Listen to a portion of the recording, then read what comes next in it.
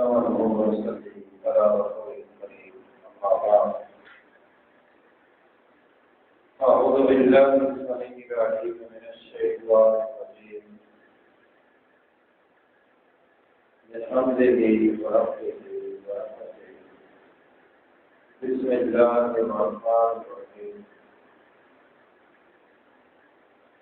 گزشتہ اللہ تبارک و تعالیٰ کی توفیق سے 29 میں تراویح پڑھی گئی جس میں سورہ زلزال سے آخر تک تلاوت کی گئی۔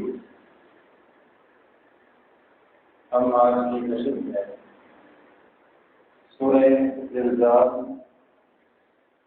سے 2 سورتیں پہلے سورہ بینہ سے اپنی گفتگو کا آغاز کرتے ہیں۔ سورہ بینہ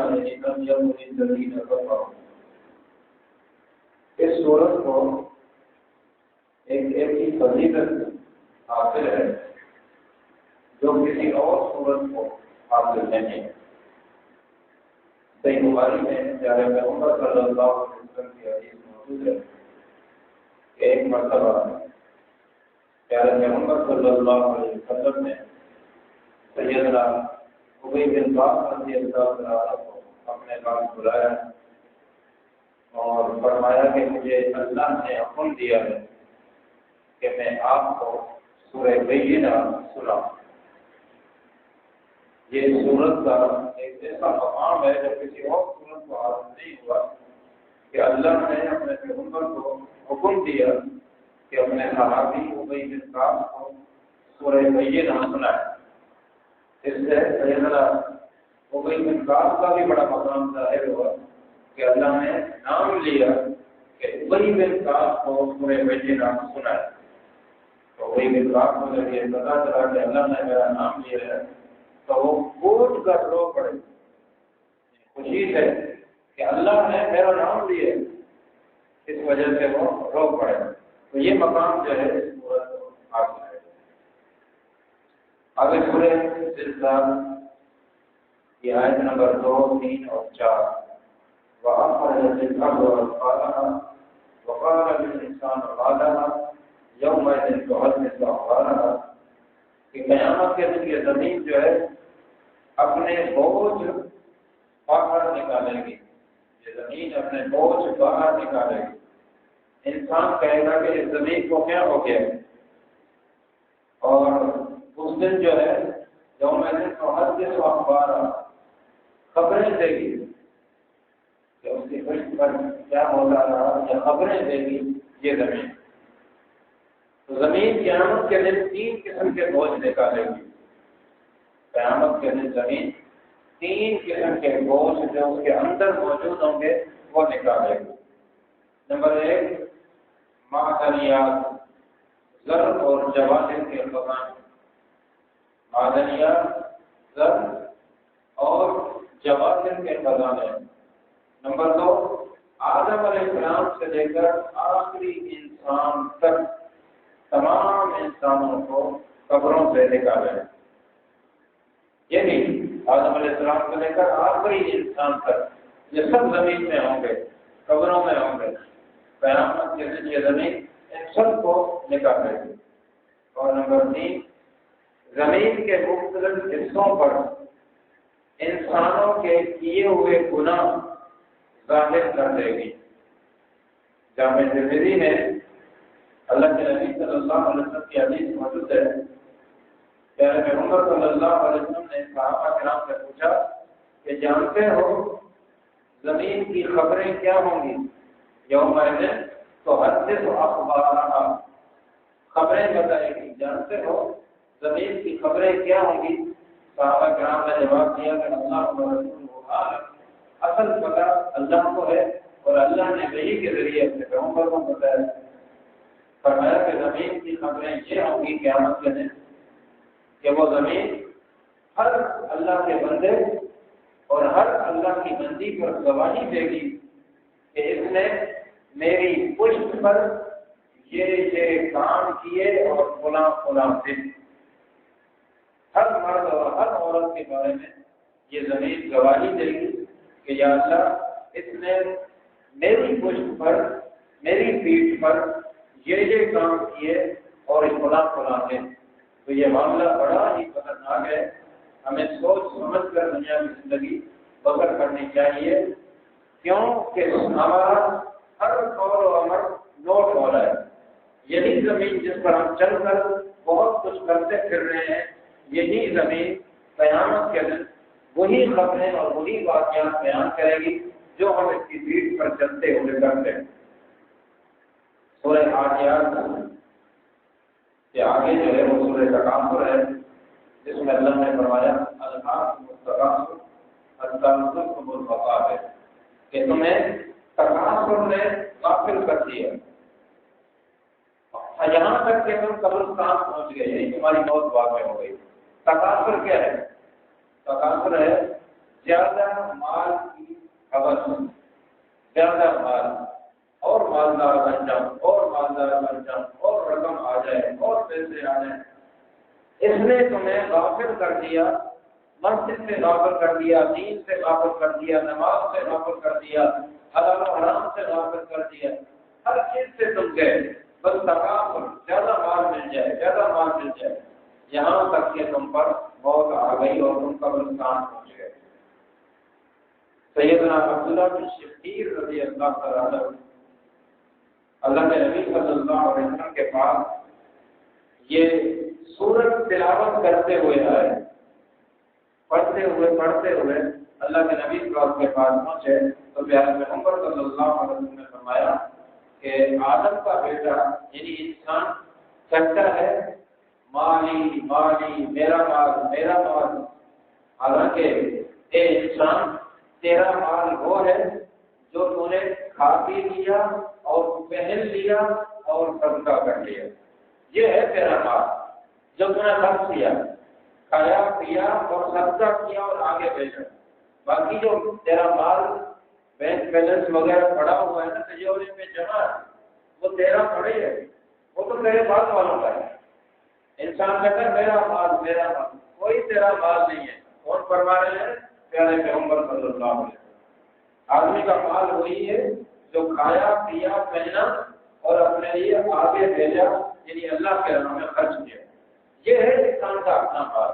باقی جو پیچھے چھوڑ کر جائے گا وہ تو پیچھے والوں کا ہے، اولاد کا ہے، دوسرے عزیز و اقارب کا ہے، اس کا پڑے ہی. اسی طرح پیارے پیغمبر صلی اللہ علیہ وسلم نے ایک مرتبہ صحابہ کرام سے سوال کیا کہ تم میں سے کون ہے جس کو اپنے مال سے زیادہ دوسروں کا مال محبوب ہے؟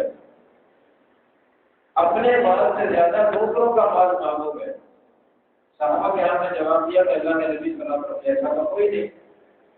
تو فرمایا کہ تیرا مال وہ ہے جو تم نے آگے بھیجا، جو جمع کر کے رکھا وہ تو دوسروں کا ہے، تیرا مال وہی ہے جو تم نے آگے بھیجا. لہذا میرے بھائیوں، خرچ کریں. خصوصی طور پر یہ اللہ کا گھر ہمارے سامنے ہے، یہ مسجد ہمارے سامنے ہے، اس کو سنبھالنے والے بن جائیں. ماہانہ بنیادوں پر اس پر خرچ کریں. جب تک ہم زندہ ہوں تب تک خرچ کرتے رہیں. باقاعدہ اپنے گھر کے بجٹ میں مسجد کا کھانا رکھیں، مسجد کا نام رکھیں کہ جس طرح میرے گھر کے دیگر معاملات ہیں اسی طرح مسجد میں بھی میرے ماہانہ تعاون کرنا ہے. جب تک زندہ ہوں کرتا رہوں گا، اور اگر اس طرح ہم کرتے رہے اور ہماری موت واقع ہو گئی تو تا قیامت یہ سلسلہ جاری رہے گا. کیوں؟ اس لیے کہ ہم جب تک زندہ تھے ہر مہینہ مسجد کے ساتھ تعاون کرتے تھے. اب موت واقع ہو گئی، اب یہ سلسلہ اللہ چلائے گا. ہم مر گئے، ہماری موت واقع ہو گئی، لیکن اجر و ثواب قیامت کے دن تک جاری رہے گا. لہذا یعنی اپنے مال کی فکر کریں، اور اپنا مال وہ ہے جو ہم آگے بھیجیں گے. دوسروں کے مال کی فکر ہمیں زیادہ ہے. یہ پیارے پیغمبر صلی اللہ علیہ وسلم کی حدیث. آخری 3 صورتیں ہیں، سورہ اخلاص، سورہ فلق اور سورہ ناس. تینوں بڑی عظیم صورتیں ہیں. سورہ اخلاص یعنی قل هو اللہ احد، بس ان تینوں پر مختصر گفتگو کر کے بات کو ختم کرتے ہیں۔ اللہ کے نبی صلی اللہ علیہ وسلم کی حدیث ہے، ایک مرتبہ فرمایا کہ جمع ہو جاؤ، صحابہ کرام کو فرمایا جمع ہو جاؤ، میں تمہارے سامنے 1/3 قرآن پڑھنا چاہتا ہوں۔ جمع ہو جاؤ، میں تمہارے سامنے 1/3 قرآن پڑھنا چاہتا ہوں۔ 1/3 کا مطلب قرآن کے 3 حصے کریں، ایک حصہ پورا پڑھنا چاہتا ہوں تمہارے سامنے۔ صحابہ کرام جمع ہو گئے، پیارے پیغمبر صلی اللہ علیہ وسلم نے سورہ اخلاص پڑھی، قل هو اللہ احد، ایک یہ سورت پڑھی اور فرمایا یہ ہے ثلث قرآن، یعنی قرآن کا 1/3 حصہ۔ اس سے آپ اندازہ لگائیں کہ سورہ اخلاص یعنی قل هو اللہ کا کتنا بڑا مقام ہے اور کتنی بڑی فضیلت ہے۔ پھر بخاری میں حدیث ہے کہ ایک قافلہ بھیجا اللہ کے نبی صلی اللہ علیہ وسلم نے، اس قافلے کے ساتھ جس کو امیر بنایا جس صحابی کو، وہ جب بھی نماز پڑھاتے تو سورہ فاتحہ پڑھتے، کوئی اور سورت پڑھتے، پھر قل هو اللہ احد پڑھتے۔ جب بھی قرات مکمل کرتے ہر رکعت میں قل هو اللہ احد پڑھتے۔ صحابہ کرام نے کچھ نہیں کیا۔ جب وہ قافلہ واپس آیا تو پیارے پیغمبر صلی اللہ علیہ وسلم کو بتایا کہ ہمارے جو امیر تھے وہ اس طرح کرتے رہے ہیں۔ پیارے پیغمبر صلی اللہ علیہ وسلم نے پوچھا کہ آپ نے اس طرح کیوں کیا؟ تو انہوں نے کہا کہ میں اس سورت سے محبت کرتا ہوں، اس لیے کہ اس میں اللہ تبارک و تعالیٰ کی صفات بیان کی گئی، مجھے اس سورت سے محبت ہے۔ تو پیارے پیغمبر صلی اللہ علیہ وسلم نے فرمایا حبک ایاھا ادخلک الجنہ، اس سورت کے ساتھ محبت نے آپ کو جنت میں داخل کر دیا ہے، یعنی آپ کی جیسے ہی موت واقع ہوگی سمجھو آپ جنتی ہیں۔ تو یہ ہے اس سورت کا مقام۔ اور ایک اور حدیث ہے کہ سیدنا معاویہ بن معاویہ المزنی رضی اللہ تعالیٰ عنہ اٹھتے بیٹھتے چلتے پھرتے قل اللہ احد پڑھا کرتے تھے، یہ سورت پڑھا کرتے تھے۔ جب بہت ہوئے اللہ کے نبی صلی اللہ علیہ وسلم نے نماز جنازہ پڑھائی، نماز جنازہ سے فارغ ہونے کے بعد دیکھا کہ فرشتے ہی فرشتے، نماز جنازہ میں سیدنا جبریل علیہ السلام کی قیادت میں فرشتے ہی فرشتے ہیں۔ جبریل سے پوچھا کہ کتنی تعداد میں فرشتے ہیں؟ بولے 70,000۔ 70,000 فرشتوں نے سیدنا معاویہ بن معاویہ المزنی رضی اللہ تعالیٰ عنہ کے نماز جنازہ میں شرکت کی۔ تو پوچھا اللہ کے نبی صلی اللہ علیہ وسلم نے جبریل سے کہ خیریت تو ہے، اتنی تعداد میں اتنا مقام اتنا اعزاز بخشا ہے میرے قائدی کو؟ تو سیدنا جبریل علیہ السلام بتانے لگے کہ یہ وہ شخصیت ہے جو چلتے پھرتے اٹھتے بیٹھتے سورہ اخلاص پڑھا کرتی تھی۔ لہذا اللہ کے حکم سے ہم سب اس کی نماز جنازہ میں شریک ہوئے۔ تو یہ ایک عظیم عمل ہے جو ہمیں بھی ملا کہ ہم اٹھتے بیٹھتے چلتے پھرتے قل اللہ احد یعنی سورہ اخلاص کا ورد جاری رکھیں۔ یہ بڑے مقام اور بڑے شرف کی بات ہے۔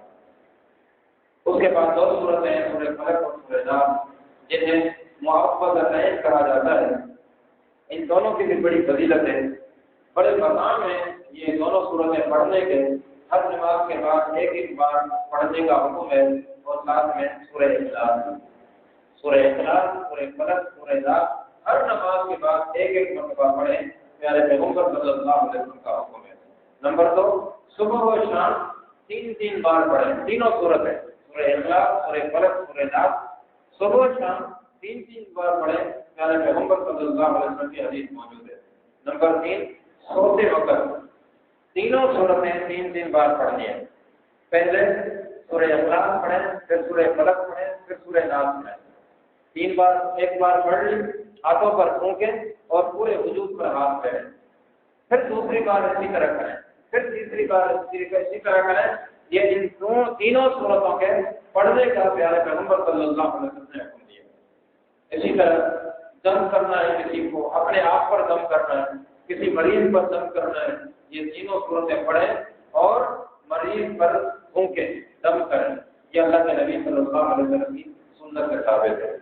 اور نمبر 5، ایک مرتبہ اللہ کے نبی صلی اللہ علیہ وسلم نے ایک صحابی کو فرمایا کہ میں تجھے قرآن کی 2 بڑی سورتوں کا تعارف کراؤں، قرآن کی 2 بڑی سورتوں کا تو صحابی نے کہا کہ ایسی ضرور کرائیں گے. سفر میں اللہ کے نبی صلی اللہ علیہ وسلم نے اس صحابی کو کہا.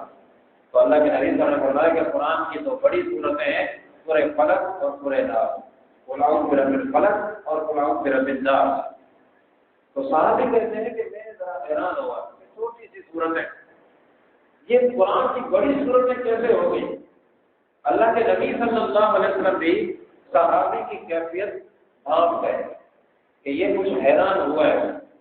اگلی جب فجر نماز آئی اللہ کے نبی صلی اللہ علیہ وسلم نے پہلی رکعت میں سورہ فلق پڑھی اور دوسری رکعت میں سورہ ناس پڑھی. فجر نماز میں فجر. اور سلام پھیرنے کے بعد اس صحابی کی طرف دیکھا اور فرمایا کیسے.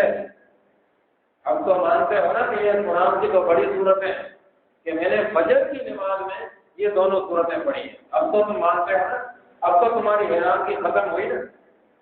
تو یہ تینوں صورتیں میرے بھائیوں بڑی عظیم صورتیں ہیں. یہ جو مقامات ہیں 4-5 یہ ذہن میں رکھیں اور پڑھتے رہیں. اللہ تبارک و تعالیٰ کی توفیق سے آج قرآن مجید کے مکمل 30 پاروں کا یعنی حتم المقدور جو اللہ نے توفیق دی وہ قرآن کا مکمل ہوا. تو یہاں پر ایک پیغام آپ کو دینا چاہوں گا کہ آپ نے پورا مہینہ دیکھا سنا چند آیات کی تشریح وضاحت ہر روز ہوتی رہی. آپ خود دیکھیں کہ یہ ہمارا کتنا علمی فائدہ ہوا ہے. کتنا ایک بار اوقات ایسی باتیں ہمیں معلوم ہوئی جو ہمارے وہم و گمان میں بھی نہیں. تو میں اس موقع پر آپ کو خصوصی طور پر یہ پیغام دینا چاہوں گا کہ قرآن مجید کو ترجمے کے ساتھ پڑھیں. ترجمے والا قرآن اپنے گھر میں رکھیں, پڑھتے رہیں. یہ فکر نہ کریں کہ سمجھ میں نہیں آتا, کوئی مسئلہ نہیں. 10 آیتوں میں سے ایک آیت سمجھ میں نہیں آئے گی نا, کوئی مسئلہ نہیں, آگے پڑھیں. یہ کہنا کہ یعنی ہم کیا پڑھیں ہمیں سمجھ میں نہیں آئے گا, یہ اپنے آپ کو دھوکہ دینے والی بات. پڑھتے رہیں, کوئی ایک آیت سمجھ میں نہ آئے خیر ہے, کوئی مسئلہ نہیں. ہاں کسی عالم دین کے پاس جائیں اور کہیں کہ یہ 10 آیتیں میں نے پڑھی ہیں ترجمے کے ساتھ, 9 تو مجھے سمجھ میں آ گئی ہیں, یہ نہیں آ رہی آپ سمجھا دیں. وہ عالم دین سمجھا دے گا. تو یہ سلسلہ جاری رکھیں.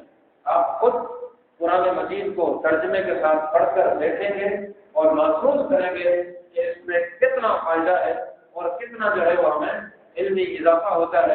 اللہ تبارک و تعالیٰ سے دعا ہے کہ ہمیں قرآن مجید کے ساتھ جڑ جانے کی توفیق